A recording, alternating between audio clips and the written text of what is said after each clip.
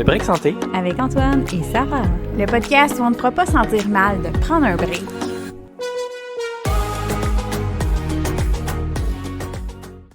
Veuillez prendre note que les informations présentées sur le podcast ne représentent pas des recommandations individuelles et ne devraient jamais remplacer les conseils de ton professionnel de la santé. Notez aussi que nous ne pouvons endosser les paroles l'un de l'autre. Nos opinions sont individuelles et visent à ouvrir la discussion sur une panoplie de sujets, parfois tabous. Si tu sens que les sujets ou les discussions qu'on a dans ce podcast-là ne sont pas appropriés pour toi, là où tu en es rendu dans ton cheminement, pour la simple et bonne raison que ça se peut que certains propos te trigger, n'hésite surtout pas à fermer l'épisode et, au besoin, à consulter un professionnel de la santé. Ce podcast-là, il conviendra sûrement pas aux personnes qui présentent un trouble du comportement alimentaire ou même une relation difficile avec la nourriture, simplement parce que c'est des sujets qui peuvent être plus sensibles dans ces conditions-là et qui peuvent être triggers. On invite aussi les professionnels de la santé à nous écrire en privé si vous souhaitez apporter une expertise supplémentaire sur les sujets qui sont traités dans le podcast. On est super ouverts et ça va nous faire plaisir de vous recevoir pour en parler. Allô! Allô! Salut! Allô! Bienvenue au Break Santé avec Antoine, Sarah et Myriam. Bonjour!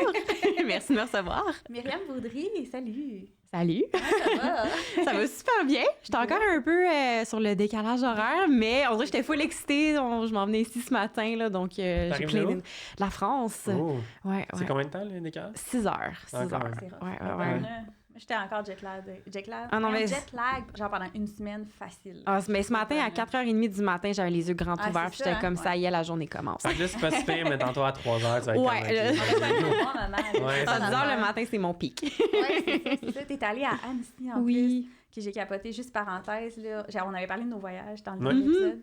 Puis quand j'étais allée en France, j'ai fait un petit arrêt à Annecy. J'ai capoté. Là. Ouais. C'était tellement beau. Là. Ouais, mon petit paradis sur Terre, ouais. Tu y vas souvent? J'y vais souvent. J'ai découvert cette ville-là au mois de mai par hasard. Et là, bon, j'ai terminé l'école. Donc, je suis comme dans l'espèce d'entre-deux de ma vie où je peux me permettre de m'expatrier. Fait que je vais déménager là-bas au mois de mars prochain pour une année. Fait que là, je reviens de passer 3 semaines. Là, c'est en voyage, bon, télétravail, repérage, réseautage, logement et alouette. Là. Fait que, OK. Est-ce que tu connais du monde là-bas ou c'est juste... Je me suis fait des amis là-bas. J'ai rencontré des couples de Québécois, justement, qui m'ont inspiré à faire genre, prends-toi donc un permis vacances-travail pour aller passer une année. Donc, avant, je connaissais personne, mais là, je suis rendue avec un bon cercle social. Ah, OK, c'est cool quand même. Mm-hmm. Myriam aime beaucoup faire du vélo aussi. Là. Sur les réseaux sociaux, tu vas voir. Ouais. C'était beau, les paysages. Ah ouais, hein? Ouais, non, le On vélo. profite là-bas pour ça. Ah, vraiment, dans une ville de plein air, vélo, trail, rando, escalade, alpinisme, c'est vraiment, c'est le paradis. Fun pendant un an. Ouais, vraiment. Jalousie, c'est parfait. on va regarder tes stories. Mais on a le beau Mont-Royal, hein, ici à Montréal, il faut se rappeler. Là. Je sais que les Français, des fois, ils se moquent de notre petite butte, mais on est vraiment chanceux d'avoir ça au C'est vrai que c'est centre-ville. une petite butte. Oui. Moi, je suis comme, je sais pas toi. Ouais, je viens pas de Montréal. J'ai aucune idée, là. Je vous crois sur parole. Là, Myriam, on l'a pas dit, mais je vais te laisser te présenter vite, puis après ça, on fera notre petit sujet d'intro qu'on voulait faire. Mais premièrement, tu es nutritionniste, on va le dire. Donc, une collègue, je te laisse décrire un peu ton parcours. Mon parcours, moi, tu sais, je suis originaire de Gatineau. J'ai fait mon secondaire, puis rapidement, j'ai découvert la profession de nutritionniste et c'est devenu clair dans ma tête que c'était ça que je voulais faire. Donc, après le secondaire, directement, j'ai été à l'Université d'Ottawa faire le bac en sciences de la nutrition. 4 ans de bac, j'ai adoré mes années là-bas. Puis, bon, j'ai terminé jeune quand même, puis j'aimais encore beaucoup l'école. J'aimais vraiment la recherche. J'avais eu la chance de découvrir ça pendant mon bac. Donc, poursuivre à la maîtrise, c'était comme un no-brainer pour moi. Donc, académiquement, ça a été ça. Maîtrise, après 1 an, j'ai fait un passage accéléré au doctorat. 3 ans de doctorat qui se sont, j'allais dire malheureusement interrompus, mais je vais juste dire interrompus cette année parce que c'est vraiment une belle décision avec laquelle je suis en paix, qui n'a pas été facile, mais c'est ça. Et en parallèle, dès la fin du bac, parce que moi, il faut savoir, j'ai terminé en pleine pandémie, fait qu'en plein dans les stages à l'hôpital, une journée, on s'est fait sortir que les stagiaires, vous sortez d'ici parce qu'il y a un nouveau virus qui éclate. Fait que j'ai comme eu des semaines de pause où là, j'étais comme, bon, mais quand est-ce que je retourne à l'hôpital finir mes stages? Puis c'est là que j'ai commencé à m'investir, à développer mon Instagram. C'est ça. Donc là, maintenant, j'ai autant réseaux sociaux, podcasts, médias traditionnels. La télé, radio, etc. Ouais, rédaction d'articles de blog. Fait que je fais quand même pas mal de trucs en communication. Puis là, maintenant que j'ai terminé l'école, j'ai recommencé une pratique clinique. Donc, ça ressemble pas mal à ça, ce que je fais en ce moment et mon parcours. Mais justement, là, c'est parce qu'on s'en jasait un petit peu, c'était la journée de la santé mentale il n'y a pas longtemps. Ouais. Puis toi, tu as posté justement ton parcours en ce moment, puis tu t'es mis à cœur ouvert par rapport à tout ça, puis c'est venu vraiment me chercher. Je trouvais ça donc bien authentique et humain, puis ça faisait du bien de lire enfin du vrai sur les réseaux sociaux. Puis justement, là, ça ouvrait la porte un peu à... On voulait faire une petite parenthèse d'introduction, parce qu'Antoine puis moi, l'anxiété, ça fait comme partie de nos vies aussi. On voulait en jaser un petit peu de tout ça, mais je te laisse peut-être expliquer un peu si tu as le goût. Oui, le contexte derrière ça. Ça. Oui, bien, les cycles supérieurs, pour n'importe qui est passé par là, surtout au doc où c'est vraiment un projet de longue haleine. Là, donc, au Canada, la moyenne pour un doctorat, ça tourne autour de 5 ans. Donc, quand tu t'embarques là-dedans, t'es parti pour un bout. J'ai commencé ça parce que vraiment, ça venait du cœur, une passion pour mon sujet de recherche. J'avais envie d'être enseignante à l'université, d'avoir mon programme de recherche, enseigner, redonner à la communauté. Il y a des conférences, des trucs comme ça. Fait que, tu sais, c'est parti de là. Et au fil du temps, je me suis retrouvée dans un milieu qui ne concordait plus avec mes valeurs personnelles et professionnelles. Puis, j'ai comme laissé ça me gruger pendant vraiment longtemps parce que, tu sais, c'est pas comme une job où, OK, je suis plus bien, je change d'emploi. Là, non, j'ai un but à la fin que je veux atteindre. Puis, au mois de janvier, j'ai vraiment mangé une claque. Là. Je suis rentrée au labo, puis là, ça allait plus. De janvier à mars, je pense que j'ai eu mal au ventre du moment où je me levais au moment où j'allais me coucher tous les jours. Puis, dans la vie, je suis une personne qui est très pétillante, projet de cœur, qui est à fond dans tout. Puis là, on dirait que je suis tombée dans le cynisme de je m'en fous. C'est ça, j'étais rendue éteinte. Donc, j'ai vraiment mangé une grosse claque. Qui s'est malheureusement conclu par un congé de maladie, une pause de session pour vraiment me laisser le temps de prendre du recul et tout. Puis, au travers de cette pause-là, j'ai pris le temps d'aller mieux, puis aussi de conclure que présentement, c'était plus le parcours qui me convenait parce que, on change, hein, déjà. Tu sais, j'ai fait 4 ans de cycle supérieur, donc la personne que j'étais en 2020 n'est plus la même en 2024. Puis, c'est là où je me suis rendu compte que, les projets de communication dont je vous parlais, c'est vraiment ça qui m'allume. Je ressentais le besoin de réavoir un contact avec les gens via la pratique clinique parce que c'est bien le fun de faire des manips en labo, mais j'ai peut-être pas vraiment le profil d'une fille qui passe ses journées en tarot blanc. Fait que c'est ça. J'ai décidé de me faire ce parcours-là, mais bon, ça a été une décision déchirante parce que c'était pas par manque d'amour pour la recherche ou mon domaine. Puis c'est aussi de vivre un peu avec le sentiment d'échec de, j'ai arrêté un diplôme, je me suis pas rendue au bout. Mais c'est ça. J'ai appris à déconstruire ça. Puis aujourd'hui, j'ai encore des petits démons par rapport à ça. Je mentirais pas, mais je sais que j'ai pris la bonne décision. C'est une décision qui vient de mon cœur, qui n'est pas influencée par la pression externe et tout. Puis je pense que je suis beaucoup plus épanouie aujourd'hui que je l'étais il y a quelques mois. Mais merci. Moi, je veux juste dire merci d'en parler puis d'ouvrir le discours par rapport à ça, parce que c'est fou, là, juste ta vision de voir ça comme un échec, alors que au contraire, ça prend tellement de courage de prendre cette décision-là, puis de t'écouter, puis de faire ce qui te fait du bien à toi, tu sais, puis là, c'est le break santé, c'est la santé globale dont on aime parler, la santé mentale, c'est tellement important aussi, puis c'est tellement tabou, là, tout ça, juste dire j'ai été en arrêt de travail, ou je consulte un psychologue, ou j'ai pris de la médication, tu sais, moi aussi, je suis passée par là plus jeune dans ma carrière, puis tu sais, à quel point là, on se juge fort nous-mêmes aussi. Là. Fait que, je trouve que des expériences comme ça, d'ouvrir la discussion, d'en parler, puis de dire, hey, regarde, guys, ça peut arriver à tout le monde. Là.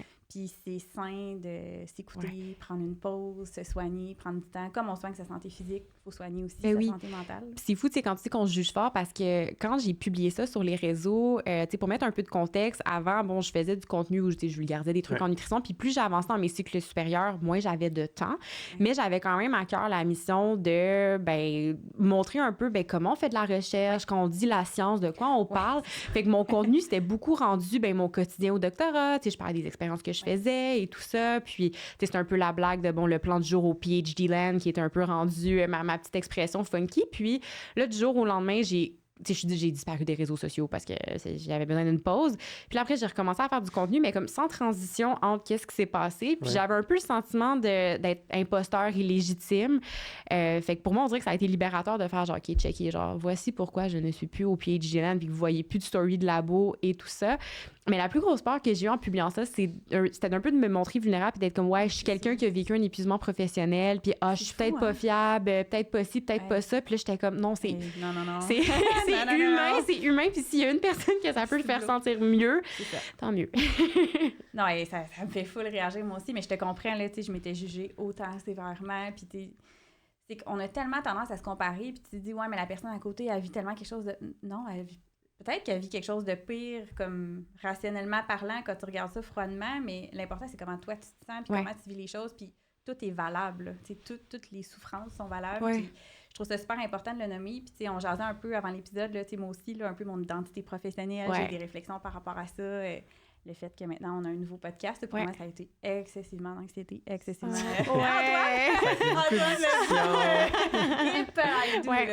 a été quand même... Ça faut la ramener souvent, là. Ouais, puis là, on en reparlera, mais je perds le contrôle, c'est assis, puis c'est ça, en fait, c'est tu dis, c'est quoi ma place sur les réseaux, pourquoi les gens me suivent, c'est comme mon identité professionnelle, puis à un moment donné, c'est comme de faire « wow », là, il y a une vie aussi, là, puis on fait ça pour donner, puis donner de l'information, mais après ça, faut que ce soit rendu où nous, on en est rendu professionnellement parlant, dans nos valeurs. Puis, comme tu l'as nommé tantôt, on évolue aussi. Les connaissances scientifiques évoluent, on va en parler abondamment. Fait que, bref, mais tu n'étais pas sorti encore de l'université aussi. C'est comme un long parcours. Puis quand tu goûtes à autre chose, des fois, ça te permet d'ouvrir des portes. Oui, c'est ça. Parle-nous-en donc. T'as goûté à autre chose? Mais oui, mais sortir de l'université. Ben, j'étais encore à l'université. Mais oui, mais je suis comme, j'ai un pied dans l'université. Parce que je fais un DSS à distance. Oui.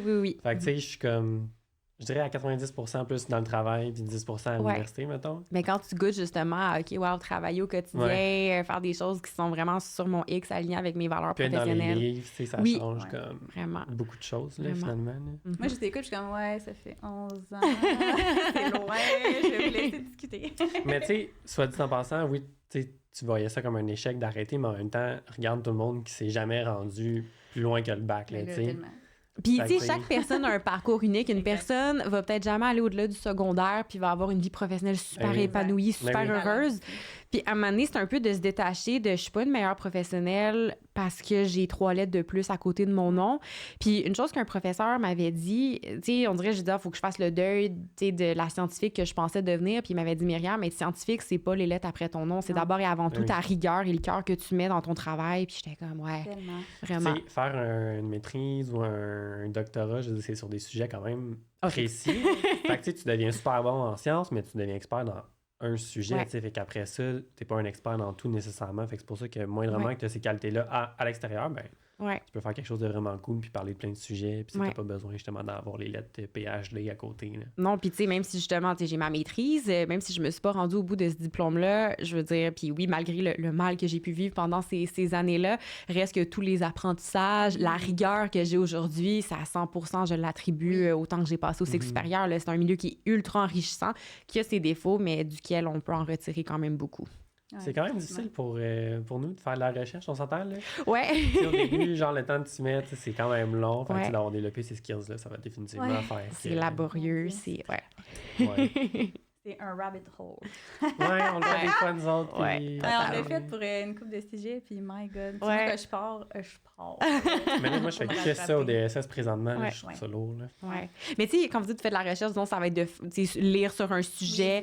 Tu sais, ça, il y a pas de la vraie recherche. Mais c'est pas que c'est de la recherche d'information. Mais c'est pas de la vraie recherche. C'est un différent type de... Tu vas aller consulter toute l'information sur un sujet, faire le travail d'analyse et de synthèse qui est colossal. Tu sais, faire de la recherche, c'est aussi des fois justement de partir d'une question, puis tu avances vers l'inconnu. Tu es dans une jungle, tu as un gros couteau, puis tu avances en n'ayant aucune idée de ce que tu vas trouver au bout. Fait que souvent, c'est énormément de travail pour beaucoup d'incertitudes. Mais bon, c'est comme ça qu'on génère des nouvelles connaissances, puis c'est passionnant quand même. Oui, absolument. Nous, c'est de la collecte d'informations. Oui. Non, même pas de la collecte. C'est pas officiel. Comment tu dirais ça? Bah, vous faites, quand disons, vous faites de la recherche pour préparer un épisode de podcast sur un sujet. Qu'on maîtrise moins ou une petite mise à jour sur. Ben, tu sais, c'est une revue littérature, tu sais, mise à niveau sur un sujet, c'est faire de la recherche basée sur les données probantes, là. Fait quoi? Oui, c'est ça. C'est très valable. Oui, c'est très long. C'est au lieu de prendre juste une étude, c'est sûr qu'on va aller tout voir. Là. Surtout qu'on s'adresse à comme beaucoup de gens, fait qu'on veut pas être trop à côté de la plaque. On peut pas faire du cherry picking. Non, ça, on pourra en parler aussi. Exactement. Fait que c'est pas mal ça. Cool. Yes. On voulait parler plus d'anxiété, mais je pense qu'on n'aura pas le temps. Parce qu'on veut trop parler d'affaires. Je vais nous lancer tout de suite. Vas-y. Ça te va? Oui, hein, je pense qu'on va faire ça. On s'en reparlera dans un autre épisode. On a parlé un peu de, tu fais de la recherche, la maîtrise, le doc. On parle de science, mais mettons quelqu'un qui nous écoute puis qui n'est pas dans le domaine de la science, qui n'est pas un professionnel de la santé. J'essaie de me rappeler, moi, ça fait longtemps, avant de rentrer à l'université puis de comprendre c'était quoi qu'on parlait de science, de santé, de recherche. Comment ça marche, cette machine-là? Ouais. J'aimerais ça qu'on prenne le temps juste de l'asseoir pour que... Ouais. Parce que là, c'est comme, en 2024, c'est complexe, là, dans le sens qu'il y a les réseaux sociaux qui disent des choses, il y a les médias traditionnels qui disent des choses, il y a notre entourage qui dit d'autres choses, il y a l'expérience vécue qui dit quelque chose, puis t'as la recherche. C'est quoi cette bébête-là? On peut-en parler? Absolument. Bien, la science, d'abord et avant tout, pour établir ce que c'est, parce qu'on balance ça souvent un peu, la science, c'est une méthode. C'est une série d'étapes rigoureuses pour obtenir des réponses à une question. Vraiment plate dit comme ça, mais c'est ce que c'est. Cette série d'étapes-là va commencer par des observations. Fait que je remarque que les gens qui mangent des bananes le matin sont plus souriants. OK, je regarde ça, puis là, je me demande, est-ce que c'est vraiment la banane qui cause le sourire ou est-ce qu'il y a autre chose? Donc là, tu vas poser une question de recherche, tu vas poser une hypothèse. Donc, la consommation de bananes aide à mieux sourire. Et ensuite, tu vas venir tester cette hypothèse-là. Fait que faire une expérience. Là, par exemple, un groupe qui mange des bananes, un groupe qui en mange pas, puis qui sourit le plus. Là, je prends un exemple un peu farfelu. On va voir les résultats qu'on obtient. On les interprète et ensuite, ça va permettre de venir tirer une conclusion pour cette réponse-là. Fait que c'est une série d'étapes rigoureuses, systématiques. Puis à ce jour, la science, cette démarche-là, c'est le meilleur outil qu'on a pour comprendre les phénomènes qui nous entourent et répondre à des questions, pas juste en santé, sur une panoplie de choses, les changements climatiques, des phénomènes environnementaux, etc. Là, la recherche, comment ça marche? Je peux décrire... Question, oui. simple, mais c'est pas mal compris. Oui, mais tu sais, quelqu'un qui se demande, OK, c'était quoi le point de départ du début à quand une étude a été publiée ou quand on a fait des recommandations?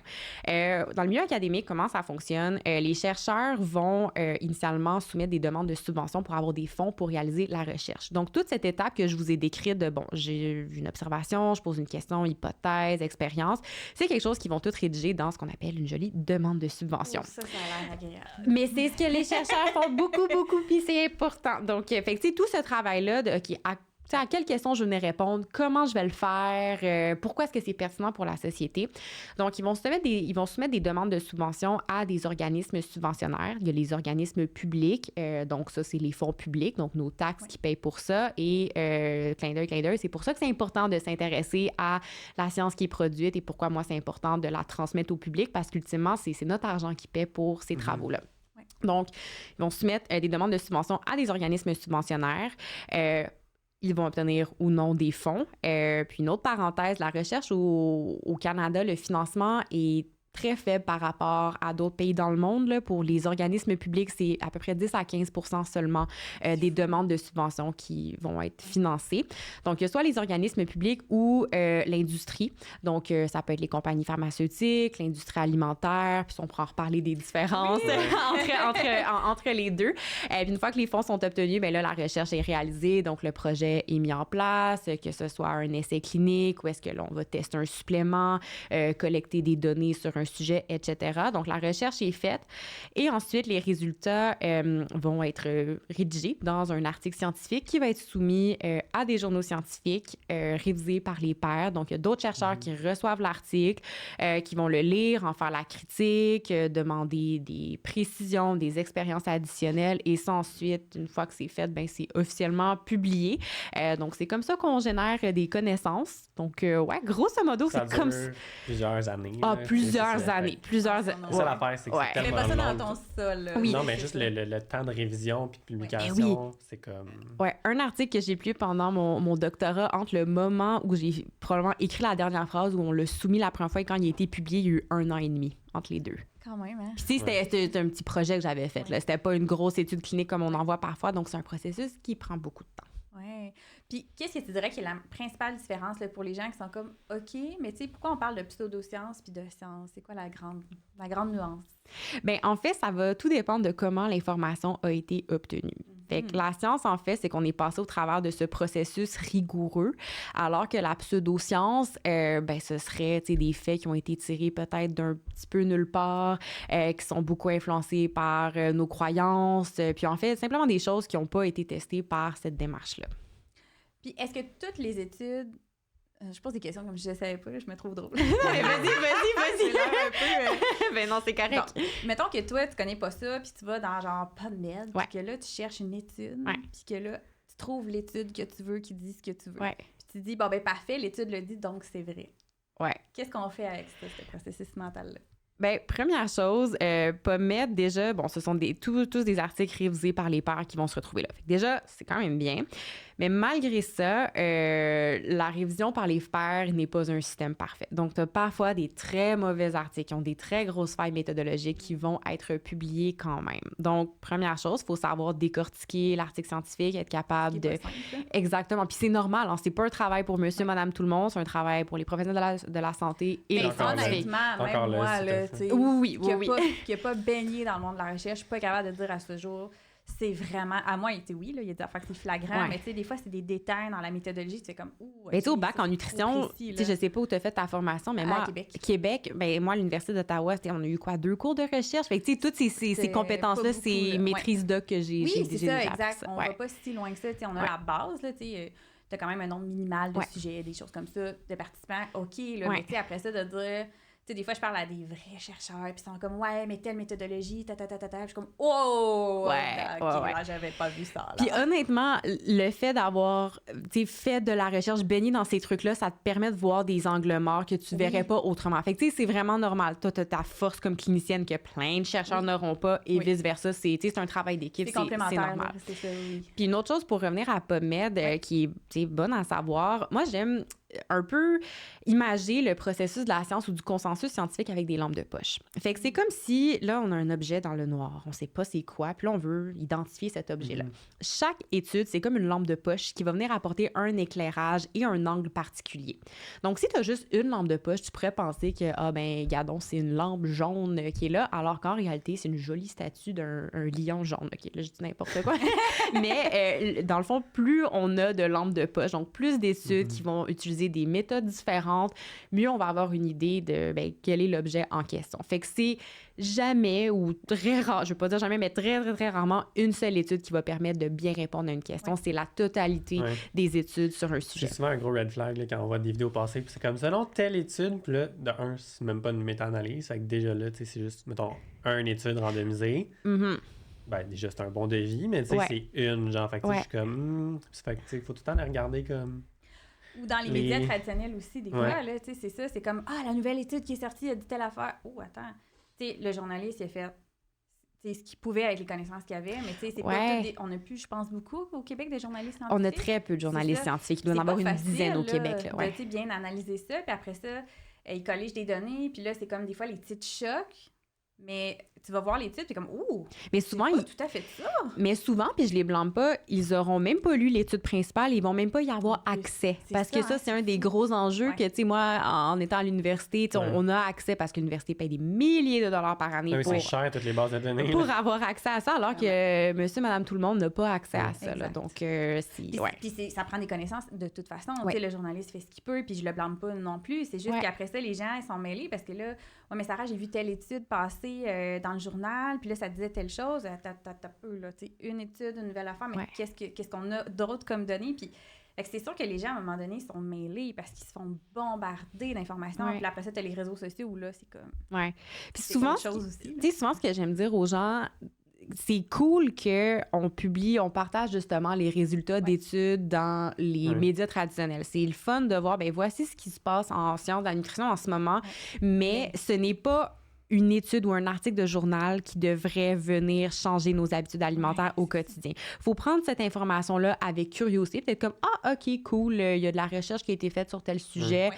On avance les connaissances là-dessus. » Puis même pour les journalistes, je vous demande pas de devenir des journalistes scientifiques, mais dans la formulation, que ce soit pas comme là, à partir de maintenant, Oui, coupez c'est tel aliment, prenez tel Exact. supplément. C'est plus comme, tu sais, dans les fun facts. Là. Voici Oui. ce qu'on a fait. C'est le fun, Ouais. c'est intéressant, mais Ouais. ça ne devrait pas venir changer les habitudes alimentaires Puis aussi, c'est pas une étude qui va venir changer des recommandations en nutrition, en activité physique ou dans n'importe quel domaine. C'est la somme de tout ce qu'on sait sur un sujet. Mais ça manque aussi beaucoup de contexte des fois, là. Oui, totalement. Ils sont rien que ta banane. Là. Oui.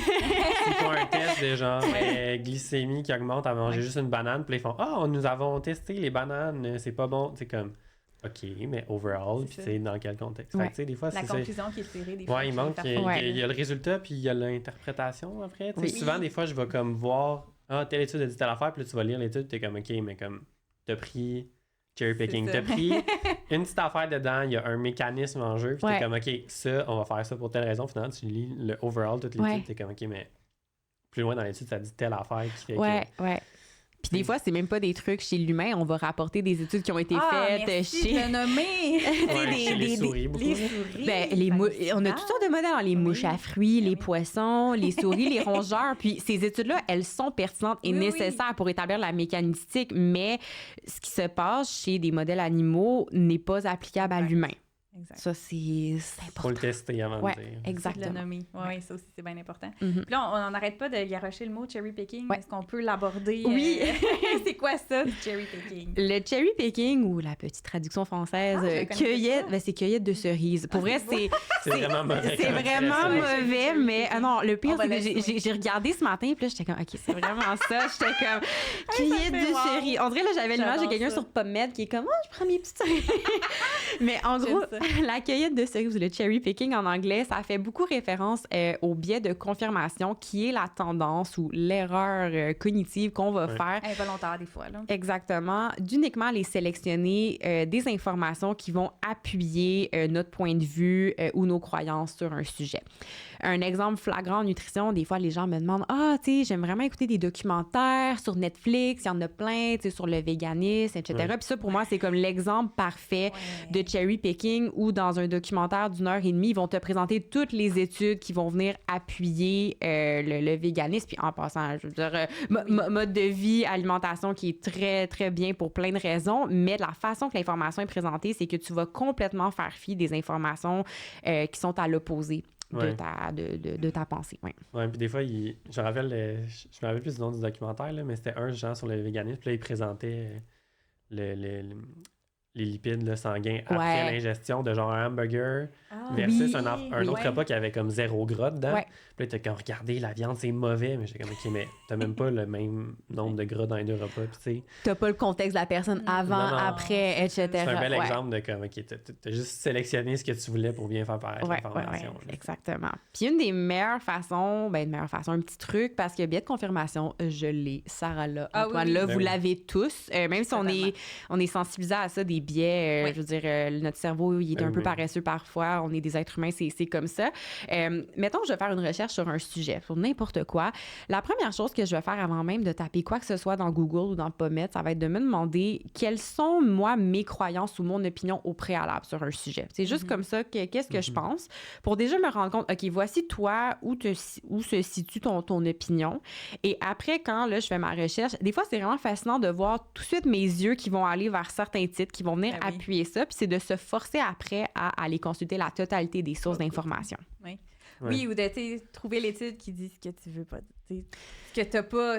Mettons les édulcorants, là. Trouver un contre-exemple. Oui, c'est ça, de me forcer à faire OK, je vais aller voir toutes les études qui disent des affaires que je veux pas entendre. Puis OK, on va aller analyser ça. Puis je trouve que c'est un super bon truc parce que c'est vrai que c'est facile. Ça peut devenir émotif rapidement. Oui, vraiment. Surtout les sujets en santé et en nutrition, là, c'est comme quelque chose qu'on constate quand c'est quand même bien ancré dans nos connaissances. Oui, puis des fois, ça va même chercher nos valeurs professionnelles aussi. Là, ça peut être, quand on parle de les enjeux autour du poids, des choses comme ça, là, c'est comme, ça peut, j'aime pas ça, là. Non, tout à fait. Puis, moi, un exemple, mettons, qui m'était venu en tête ce matin en pensant à cette question-là, je suis végétarienne, ça va faire 9 ans.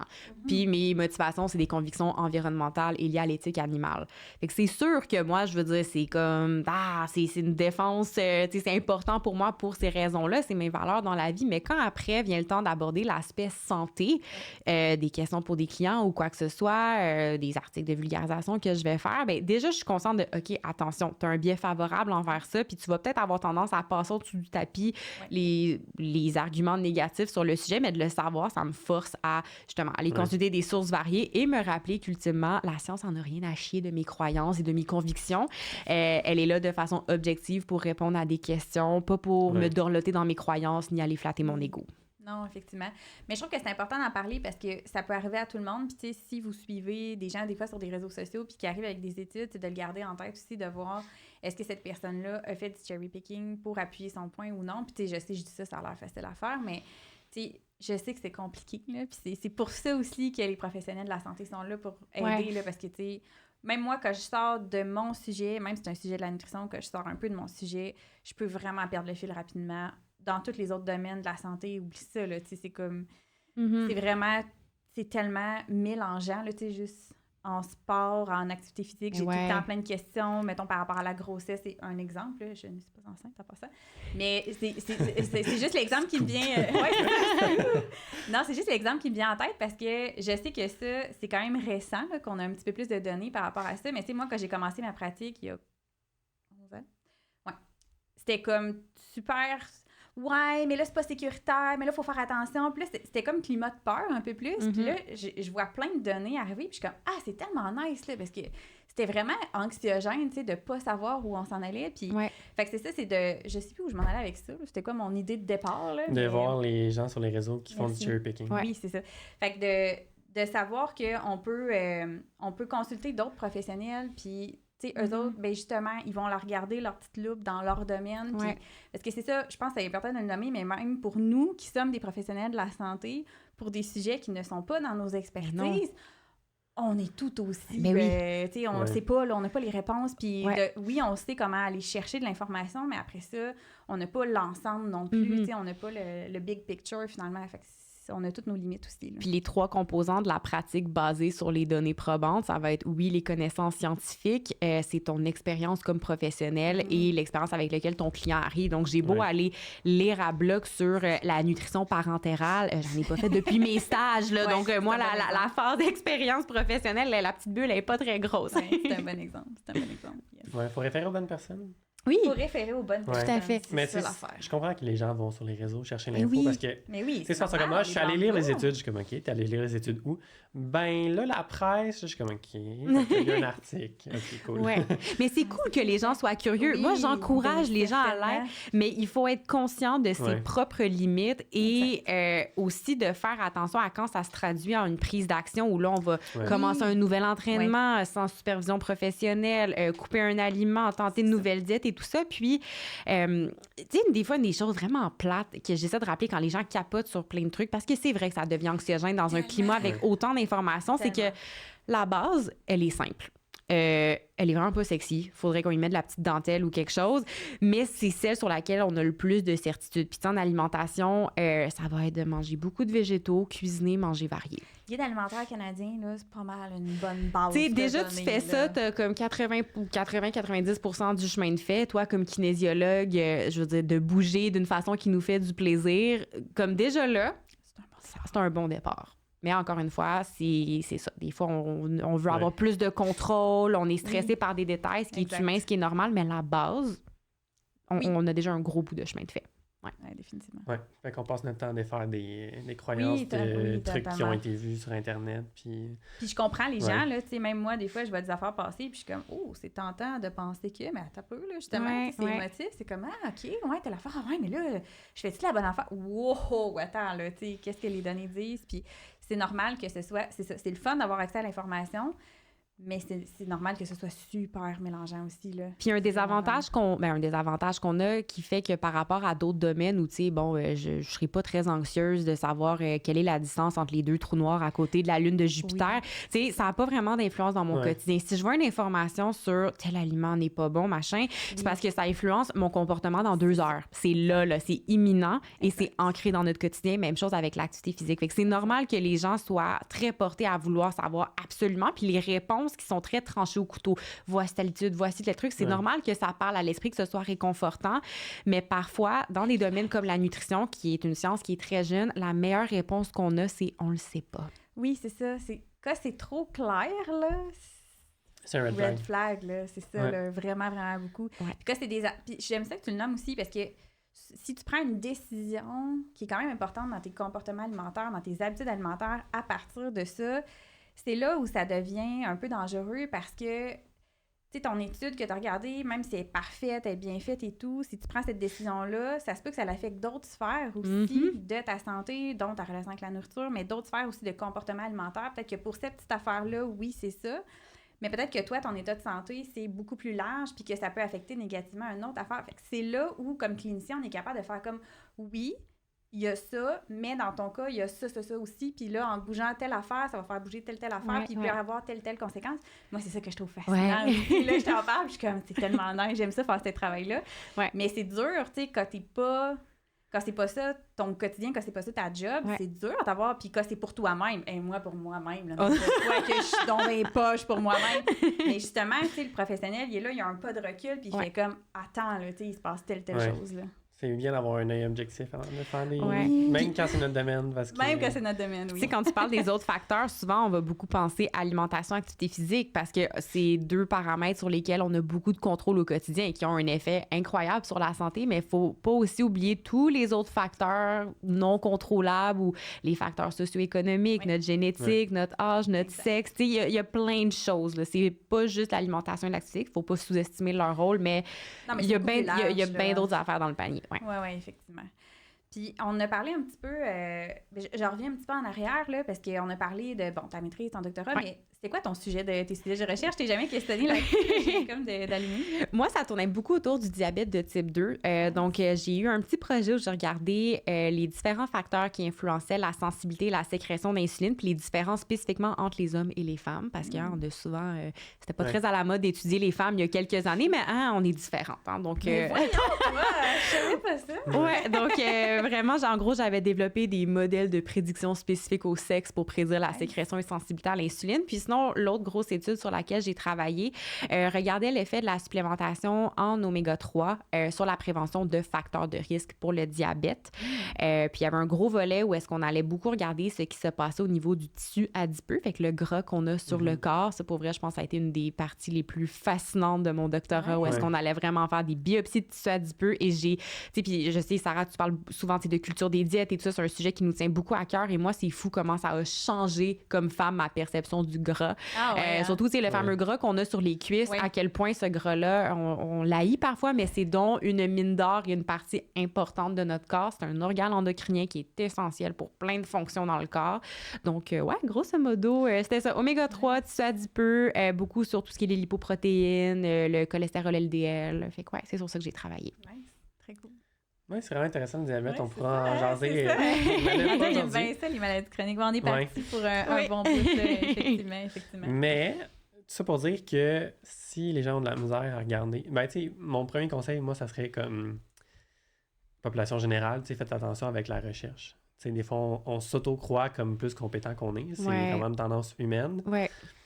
Fait que t'es mieux de poser la question à un professionnel. Je sais que des fois, c'est plus cher avoir une consultation, mais pense à combien ça va te coûter en temps de plus, puis combien ça peut coûter à ta santé versus aller consulter une fois quelqu'un, poser toutes tes questions. Tu sais, des fois, il y a comme une fausse perception de « Ah, ça va être plusieurs suivis, ça va me coûter 1000$. » Tu sais, comme... Des fois, juste en une rencontre, tu peux faire beaucoup de choses. Quand tu viens juste pour répondre à des questions, puis t'as pas besoin d'un suivi... à long terme. Puis tu sais, des fois, même parce que l'accès aux professionnels, on sait que c'est un gros enjeu, mais des fois, j'aime rappeler aux gens, allez voir votre pharmacien. Oui, c'est ça que j'avais en tête. Tu sais, je pense à Marie-Michel Gazal, tu sais, qui... Tu sais, des fois, c'est une porte d'entrée, ils n'auront pas toutes les réponses à tout, mais déjà, c'est un ils en ont pas mal, exactement. Puis je veux dire, il est la porte d'à côté, là, tu vas chercher ton papier de toilette, va poser tes questions en même temps. Exact. Puis... Tu parles de pharmacien, mon cerveau a fait le lien tout de suite avec industrie pharmaceutique dans le domaine de la recherche, parce que c'est quelque chose qu'on va entendre beaucoup, autant au niveau santé, médicaments, mais même au niveau nutrition aussi. Combien de fois on va entendre « Ah, mais cette étude-là était financée par l'industrie, donc on ne touchera pas à ça, là, on ne peut pas se fier aux données. » Puis ça, c'est des choses que, je veux dire, on lit très souvent là, sur les réseaux sociaux quand il y a des espèces de critiques. J'aimerais ça t'entendre là-dessus, toi, ayant baigné dans le milieu de la recherche. Non, mais moi aussi, ça a été une des grosses questions que j'avais, puis pour avoir baigné dans le milieu et discuté avec des chercheurs qui ont parfois eu des subventions, par exemple des producteurs laitiers du Canada, ça m'a vraiment permis de mieux comprendre. Donc, dans tous les cas, recherche financée par des organismes de santé publique ou des compagnies, industries, peu importe, en aucun cas, on peut falsifier des données, changer des chiffres, même si la conclusion ne nous fait pas plaisir, ça, c'est de la fraude scientifique et c'est illégal. Il y en a déjà eu par le passé, il va probablement malheureusement réavoir, mais ça, c'est important de savoir qu'on ne change pas des chiffres comme on veut. Ce qui peut se passer, en fait, dans le cas d'une étude qui est financée par l'industrie ou par une compagnie pharmaceutique, en nutrition, des exemples que j'ai eus, en fait, c'était que la méthodologie et le choix de la question de recherche va être formulé de façon à favoriser une réponse qui est favorable. Par exemple, la question que je me pose, c'est est-ce que le fait de manger 2 yogourts par jour va augmenter la diversité des bonnes bactéries dans le microbiote? La question, de la façon qu'elle est posée, c'est est-ce que ça va permettre d'augmenter les bactéries bénéfiques? C'est très positif, là. Fait que la réponse qu'on va avoir va soit être oui, ça permet ou non. Mais la réponse ne sera probablement pas, ou les chances sont réduites que ce soit non, mais c'est pas bon. Donc, la méthodologie est solide, la question est très valable, mais la façon dont la question est posée peut favoriser quelque chose de plus bénéfique. C'est une question un peu plus dirigée que genre 100% ouverte. Oui, exactement. Un autre exemple qu'un prof à l'université nous avait donné, une fois, lui, il avait travaillé chez PepsiCo pendant un certain temps comme chimiste. Puis, en nutrition, tu sais, on va recommander des fruits entiers parce que ça contient des fibres, etc. Ça permet de ralentir le pic de glycémie. Puis, là, l'industrie s'était mis à ajouter des fibres au jus d'orange. Donc là, ils ont voulu tester, est-ce que l'ajout de fibres permet de ralentir le pic de glycémie? Et la consigne qu'ils avaient reçue, c'était vous pouvez comparer ce produit-là à n'importe quoi, sauf une orange. Ah ouais, hein? Tu comprends? Fait que c'est sûr que tu vas tout le temps avoir justement, OK, ça a un effet bénéfique, mais tu vas venir éliminer l'aliment entier. Donc, il n'y a pas de falsification de données. Les méthodes utilisées sont rigoureuses, mais comme clinicien ou quand tu vas lire l'étude, tu vas faire comme, OK, c'est peut-être là où... Il manque un petit bout, là. Exactement. Donc, quand on voit des études qui sont financées par l'industrie, c'est tout le temps justement important d'avoir en tête que la façon dont la méthodologie a été établie ou la question de recherche peut venir justement faire en sorte de favoriser l'industrie en soi. Mais des études financées par l'industrie qui arrivent avec des résultats négatifs et qui sont publiés, ça arrive. C'est pas impossible. Il y a parfois, selon les contrats établis, la compagnie peut demander d'avoir un droit de regard sur les données avant d'autoriser la publication. Ça, c'est des choses qui peuvent se passer. Ça se pourrait que ça soit pas publié. Là. Oui, ça se peut que ce soit pas publié. Donc là, ça fait en sorte que tu te retrouves avec un biais positif dans les données qui sont publiées. Donc, tu sais, la nuance que je veux venir apporter, c'est que les études réalisées par l'industrie, c'est pas automatiquement poubelle. Ouais, c'est juste qu'il faut savoir, il faut être un peu plus critique. Puis je veux même rajouter que parfois, les études réalisées avec les fonds de compagnie ou d'industrie sont parfois de meilleure qualité parce que tu as plus de fonds. Ouais, c'est ça. Donc, ça permet parfois de faire de la meilleure recherche. Puis oui, dans le monde idéal, 100% de notre recherche viendrait des fonds publics. Mais en ce moment, la réalité avec le contexte. Là, ouais. Exactement. La réalité est que là, il y a un sous-financement très, très important de la recherche au Canada. Fait que non, je n'irai pas blâmer un chercheur de vouloir aller obtenir des réponses par rapport à ça. Fait que ça, aux prochaines élections, allez parler à vos députés, plus de financement recherche. Mais c'est encore une fois, même quand c'est financé par l'industrie, je veux dire, t'en veux plusieurs, là, des études, oui, encore une fois. absolument. C'est ça, ça va ouvrir la porte à d'autres choses. Exactement. Fait que ça, c'est le genre de questions qu'il faut avoir en tête. Mais tu sais, je trouve ça important de rappeler que les scientifiques ne vont pas aller bousiller des données. Tu peux envoyer ta carrière au bûcher en un claquement de doigts. Donc, ça demeure de la fraude scientifique. C'est légal et ce n'est pas pratique courante. Mais je trouve ça bon que tu le mentionnes parce que, honnêtement, c'est des arguments qu'on entend assez fréquemment, là, de dire ça, c'est n'importe quoi. Puis des fois, c'est des arguments que la pseudo-science va utiliser aussi. Là, c'est ça qui est ironique un peu. Mais je trouve ça... Puis ça fait juste rappeler l'importance aussi d'avoir quelqu'un qui a les capacités de bien l'analyser puis d'avoir un œil critique. Fait que c'est sûr que si t'es chez toi à regarder cette étude-là puis de juste dire « c'est financé par l'industrie, fait que c'est pas bon », non. Mais est-ce que tu vas être capable d'avoir un œil critique? T'sais, là, c'est plus compliqué. Là. Fait que c'est ça. C'est une bonne nuance quand même à apporter. Oui. Puis, tu sais, il ne faut pas oublier aussi que juste comme être humain, c'est sûr que, tu reçois des fonds des producteurs d'érable, des producteurs laitiers du Canada et tout. Ben, tu as une certaine gratitude envers cette industrie-là et toi-même, ça peut t'amener à justement très inconsciemment vouloir amener des résultats favorables. On est juste humain, mais encore là, un chercheur viendra pas, pour la vaste majorité de son plein gré, bousiller des données. Leur rigueur, leur intégrité scientifique, c'est ce qu'ils ont de plus précieux. Donc, non. Puis après ça, il y a d'autres balises aussi. Dans les devis d'études, il y en a que des fois, les chercheurs ne savent même pas c'est lequel le groupe qui a un traitement. Puis qui contrôle. Fait que, tu sais, juste ça, des fois, ça vient aider, mais tu sais, quand tu veux qu'il y ait une issue. Oui, exactement. Puis de là, l'importance aussi d'aller voir un peu plus l'ensemble de l'étude, parce que des fois, les conclusions, c'est comme comique un peu, là. Des fois, c'est comme, OK, ouais, c'est stretché comme conclusion, là, tu sais. Ou ça oublie des bouts, là. Ouais, il y a comme plus de nuances dans toute l'histoire, là. Fait que ça, des fois, on voit ça aussi, ça peut être cocasse. Oui, tout à fait. En gros, c'est ça la différence, je te dirais, entre les deux. Ça, c'est bon, tu sais, de ce que j'ai vu du contexte au Canada, mais dans l'ensemble, ça ressemble à ça. Puis qu'est-ce que tu as envie de dire aux gens qui nous écoutent puis qui sont comme OK, mais ça semble compliqué tout ça. Mettons moi là qui connais pas ça, qui regarde des études des fois passées dans les médias traditionnels ou sur les réseaux sociaux. C'est quoi mes red flags? Comment j'interprète ça? Qu'est-ce que je fais avec ça, finalement? Ouais. Grosse question. Ouais, ben je pense que ça revient, tu sais, que la base, elle est simple, elle est très bien établie, on la connaît super bien.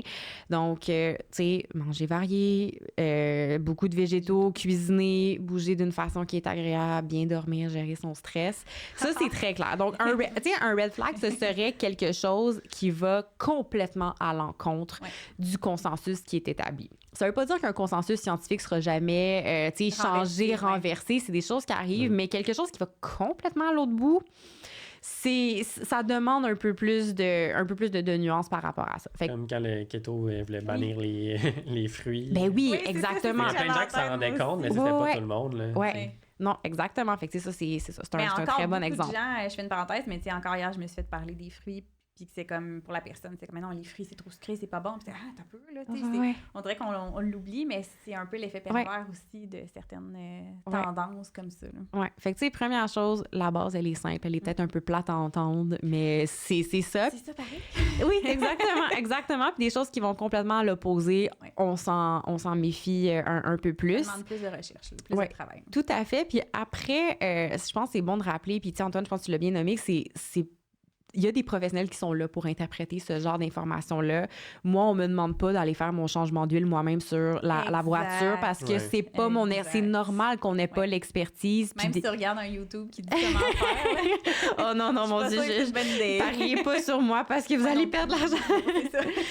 Fait que déjà, c'est ça, de prendre un pas de recul là-dessus puis de reconnaître que c'est normal qu'on n'ait pas à tout comprendre nous-mêmes. Encore une fois, aller consulter un professionnel, aller poser nos questions avant qu'une information viennent se traduire à un changement dans nos habitudes.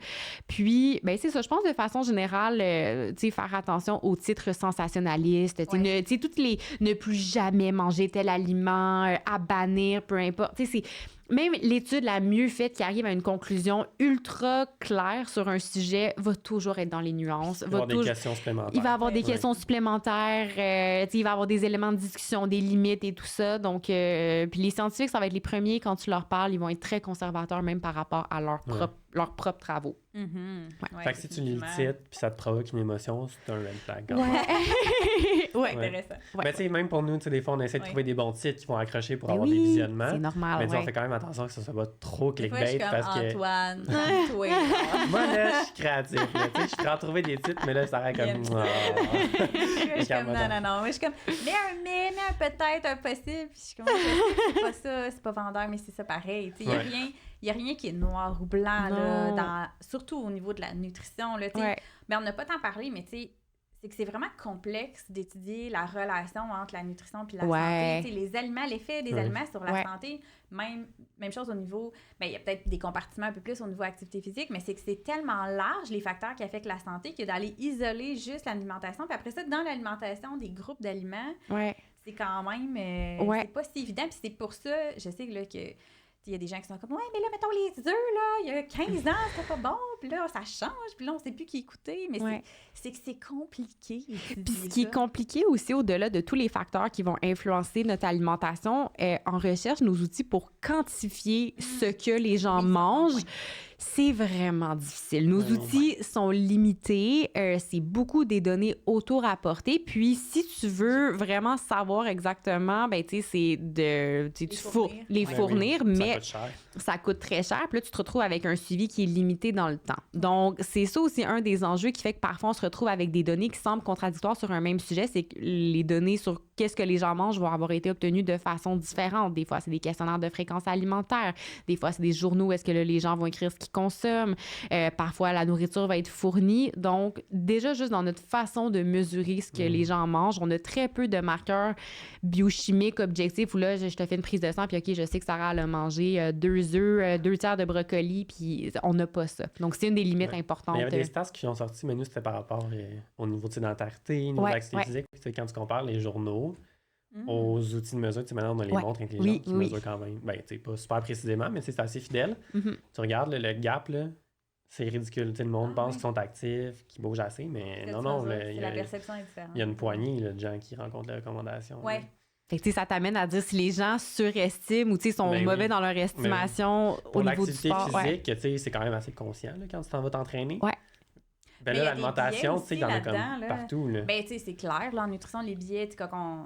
Je peux pas prête à dire que je fais faire des journaux à mes clients, là, mais dans certains cas, des fois, on va utiliser cette unité de mesure-là pour aller, dans certains cas précis, aller valider des choses ou objectiver des risques de carence ou des choses comme ça, mais c'est clair, là, on le sait, ce billet-là, quand il faut que j'écrive ou je rentre dans une application, que ma nutritionniste va voir ce que je mange, ça pourrait être la même chose, j'imagine, en recherche. Mais oui. C'est sûr qu'il y a un biais inconscient qui dit, ben, il y a des affaires que je voudrais pas mettre ou je vais peut-être comme faire des petits changements, puis c'est pas pour dire, puis la personne sait qu'il n'y a aucun jugement par rapport à ça, mais on le sait, mais je sais pas si moi, ça fait longtemps que j'avais fait à l'université ce travail-là, puis même moi, pour nous-mêmes. Oui, il fallait que j'écrive ce que je mangeais, puis que j'analyse, puis j'étais comme, hey, j'ai vraiment fait un effort sans m'en rendre compte, là, j'ai mangé vraiment différemment. Je me souviens, moi, premier cours au bac, c'était le premier truc qu'ils nous avaient fait faire pour faire genre, OK, gardez-le. Voyez, envers vous-même, là, ça va être comme ça avec vos clients. C'est vous, puis c'est juste nous qui la regardons. La prof ne regardait pas, c'est fascinant. Avec là, je lui disais, quelle posture, tu sais, ton client est...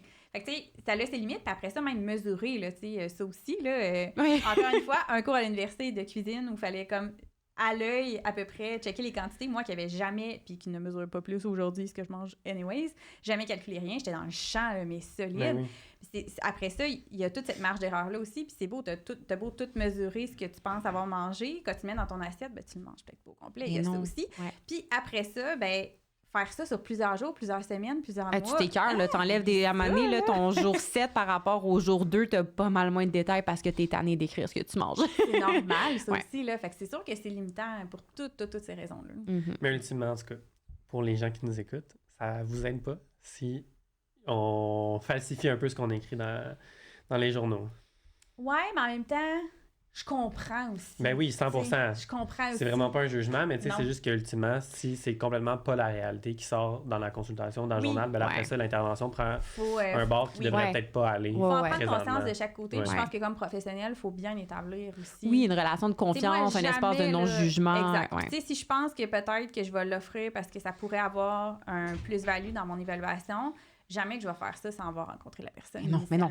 Comme, oublie ça. Là. Puis après ça, c'est de vraiment mettre les bases. C'est quoi mon rôle? C'est un climat de non-jugement, etc. Fait que, tu sais, on a comme une partie à faire. Puis après ça, effectivement, la personne aussi de voir est-ce que c'est réaliste en fonction de ce que je fais. Là, c'est un bon puis de l'analyser, là, finalement. Tu sais, autant en recherche que dans un contexte clinique, là, vous n'êtes pas là pour nous impressionner, là.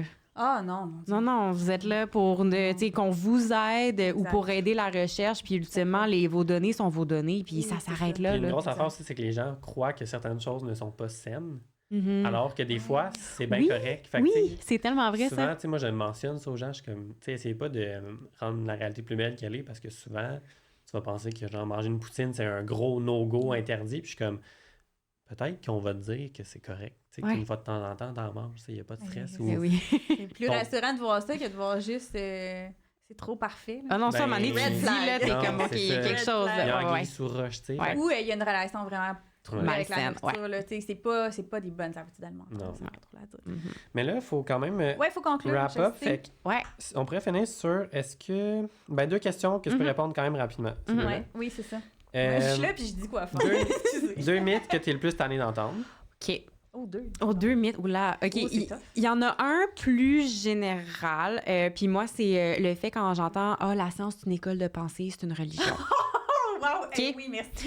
OK, puis pour vrai, j'ai eu wow. ce flash-là ce matin, puis j'étais vraiment fière de moi. Bon. La science, OK, c'est un outil. C'est comme si tu venais dire que ton marteau, ton tournevis, c'est une religion, une école de pensée. Ton marteau, il s'en fout de tes sentiments, de ton ego et tout. Il est juste là pour te permettre de frapper sur le clou, de rentrer ta vis. La science, c'est pareil, c'est une méthode. Comment tu l'utilises après ça te regarde, là? Si tu l'utilises pour faire la construction, frapper quelqu'un dans le front. Exact. Je veux dire, l'outil, il n'a pas choisi. Un peu de jugement, mais c'est correct, là. Mais non, mais tu peux faire ce que tu veux Ouais. avec, finalement. Ouais. C'est neutre, là. Ah, Exactement. c'est bon, comme Ouais. comparaison, j'aime ça. Ouais, fait que non, ça m'énerve, mais tu sais, je comprends d'où ça vient, mais ça m'énerve. Oui, Puis sinon, l'autre, c'est tout ce qui est tout ce qui est naturel est meilleur. Tu sais, Ouais, cette espèce ouais. de distinction-là. Puis Ouais. écoutez, tu sais, vraiment, disclosure, moi, j'ai bu 2 trucs très chimiques ce matin, de l'eau et du café, OK?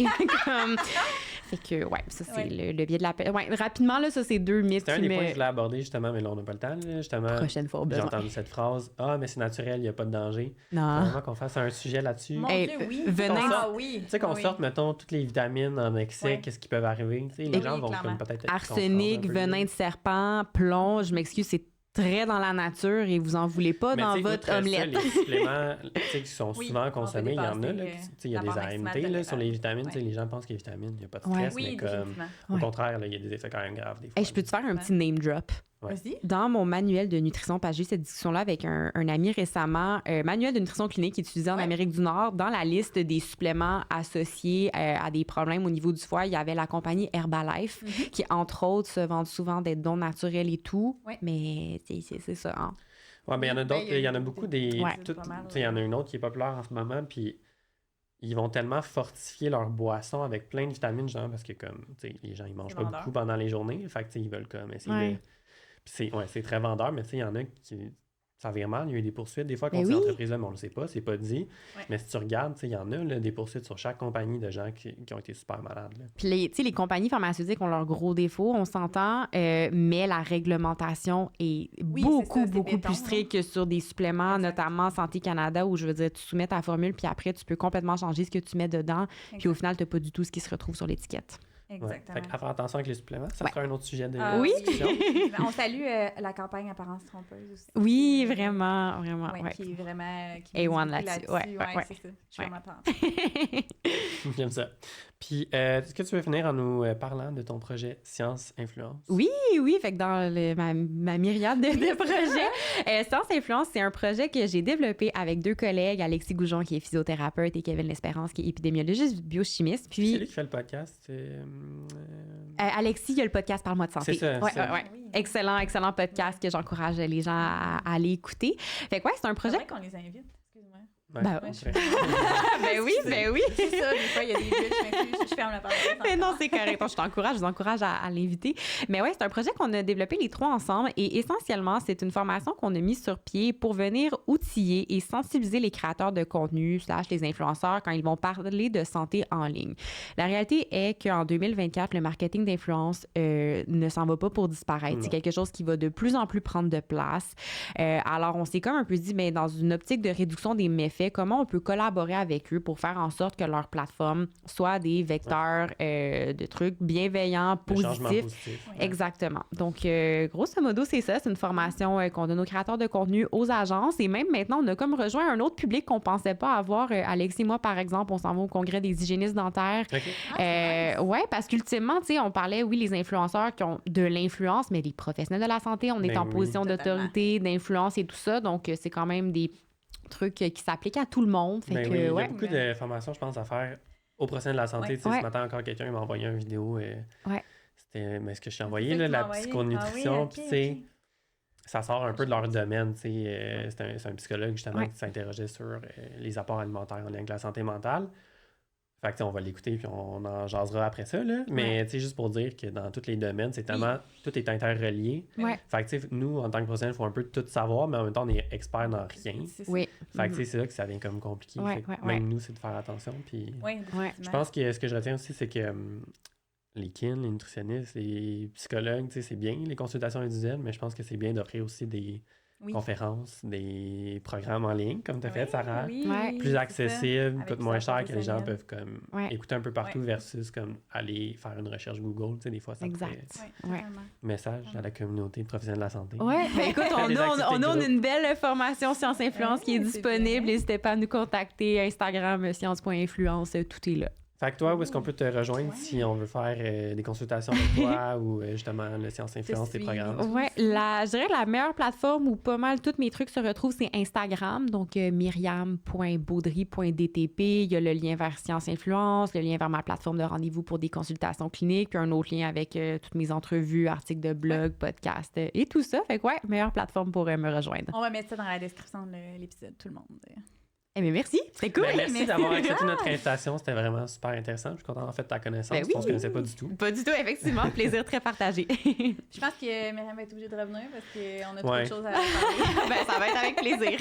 On fera un épisode plus long. Puis David, Ouais. j'ai un autre invité que j'aimerais inviter en même temps que Myriam. J'ai pensé à ça Ah d'envoyer oui? ce matin. Ah, Tu j'aime sais, ça. On j'avais veut quelqu'un, une là, physiothérapeute, qui tripe sur le vélo aussi. Ah! Puis là, Oh! Myriam Myriam est allumée. Je me disais, tu sais, on voulait la combiner C'est une avec bonne quelqu'un idée. pour Ouais, aller oui, chercher on comme avait plusieurs parlé, sujets. c'est Et là, vrai. on se demandait qui, mais tu sais, je pense que ce serait une bonne. Ouh, intéressant. Ouais. Ok, Ouais. Ah, je suis une nice. grande passionnée de vélo. Oui, là, oui, ouais. Ça va faire une belle discussion Ouais, à c'est une quatre. bonne idée. J'aime Yes. ça. Vendu. On se dit ça. Petit guidou. Excellent. Fait qu'on va fermer l'épisode là-dessus. Yes. Puis merci de nous avoir écoutés, les gens à la maison. Yes. Merci d'avoir À d'être bientôt. venus. Merci, Myriam. Plaisir. Ciao!